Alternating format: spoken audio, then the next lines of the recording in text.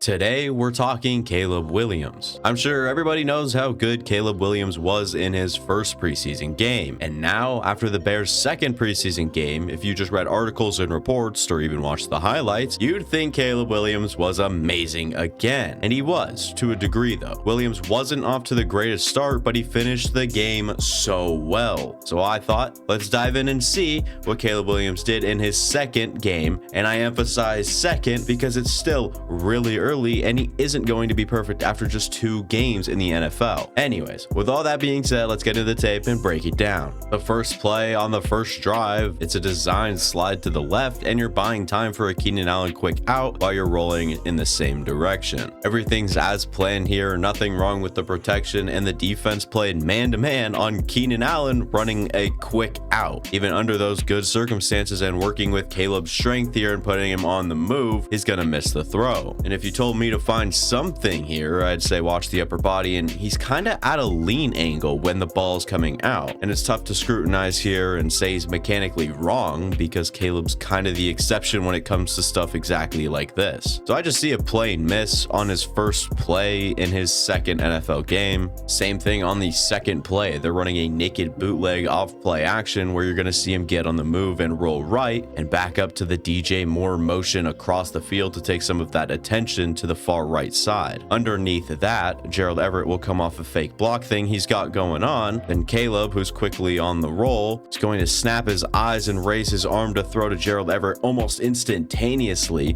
which results in a bad throw behind his target, but it almost didn't matter because it was already covered really well, and it most likely wasn't going anywhere even if the ball was caught. Now the third play, it's 3rd and 10 after the first 2 plays went nowhere. This one's a bit more complex and has some little things that you might not be seeing when watching TV. Caleb has one read as he snaps this ball, and it's Keenan Allen who's lined up from the slot. And it's almost a miscommunication between the two, but watch how much time Caleb has in the pocket. It's quite a bit of time. So if you're Keenan Allen running this route, I'm sure he's not used to the pocket lasting that long, and he lost leverage early on his rep and couldn't regain it at the break of his route. So he's almost trying to sit down instead of running a route when he's completely covered, and maybe has the awareness of the time that Caleb may or may not have in that pocket. So watching it slow, it just looks like Caleb was hesitant multiple times and just wasn't on the same page with this guy, resulting in a quick 3 and out on the first drive of the game. Then they go with 2 run plays to start the next drive, and that didn't go so well,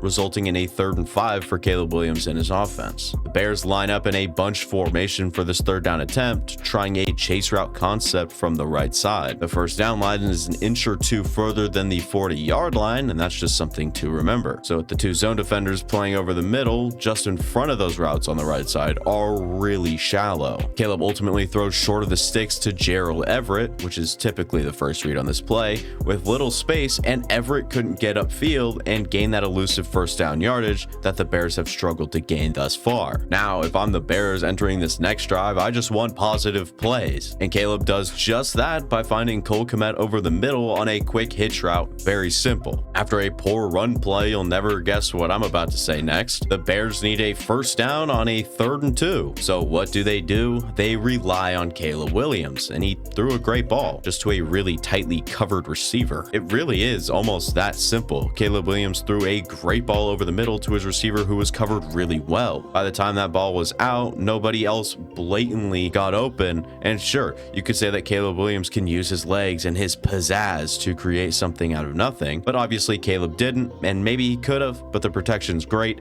again, so he just threw to his $27 million receiver in a one-on-one situation on a 3rd and 2. I really don't blame him a whole lot here. This play, a jump start to the offense. My number 2 receiver in the draft, Rome Odunze, got a sweep and takes it around the corner with surprising speed to gain 15 or so yards. After that big play, Bears try a play action pass deep downfield to Tyler Scott. The officials called a defensive pass interference penalty, and rightfully so. When you stop this play right as Caleb's releasing the football, this is the right call considering the options. It's either the check down for a few yards, or you can hunt for the big play over the top with the speedy Tyler Scott after he beats the last level of defense. Caleb, searching for the big play, lets it go deep, and penalty aside, it did look like a great ball and a good sign for Bears fans if they like aggressive nature. So obviously Obviously, the spot foul on the DPI leaves them with great field position to finally score. Instead, Caleb takes a sack after the protection didn't hold as strong, especially compared to the previous drives and his last game. This was something I was a tad worried about after that first preseason game. It was just taking a while to get the ball out, and the fact Williams had protection that simply didn't look sustainable. So finally that comes around and bit him a little, though he nearly scrambled and escaped out of there. But the interesting thing on this play was his eyes. Watch in the second angle where Caleb's looking.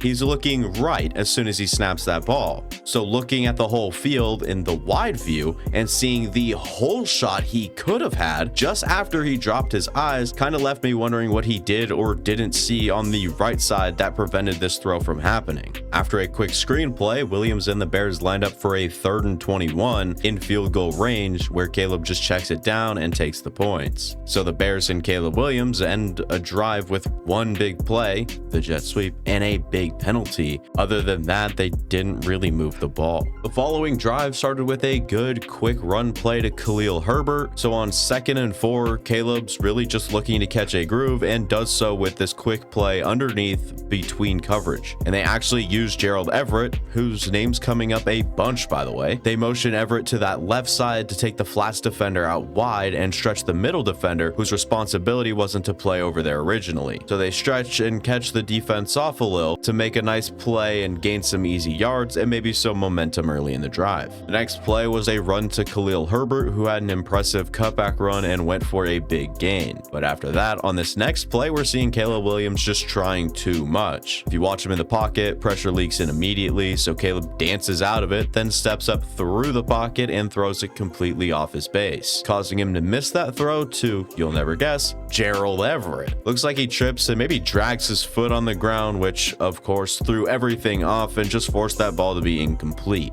And the wizardry starts on this one, the stellar catch and throw between Caleb and Rome. I'm sure everyone's seen it at least twice. I don't even know what to say here. Caleb has feel in the pocket and scoots up, but he's not liking what he's seeing, so he continues to roll out, and while on the move, he flips his hips to be squared with the throw and lets this one fly to Rome Odunze, who improvised with his quarterback to make a play off script. Caleb wanted Rome from start to finish on this play. He didn't even evaluate his options on the backside of this play, and maybe he could have found his tight end early, or maybe even had Pettis on that dig route, but instead he moves left and makes a huge splash play, pushing the ball downfield. The very next play, it's a designed rollout, the flow of the play moving with Caleb Williams moving out to the right. While rolling, Caleb makes the defender look a fool and makes him miss, then throws to the end zone from the sideline, and Rome couldn't keep his feet in the back of the end zone for what could have been an electric play. But there's that collaboration between Caleb and Rome again. When the play breaks down, these two obviously have a connection and understand each other's thought processes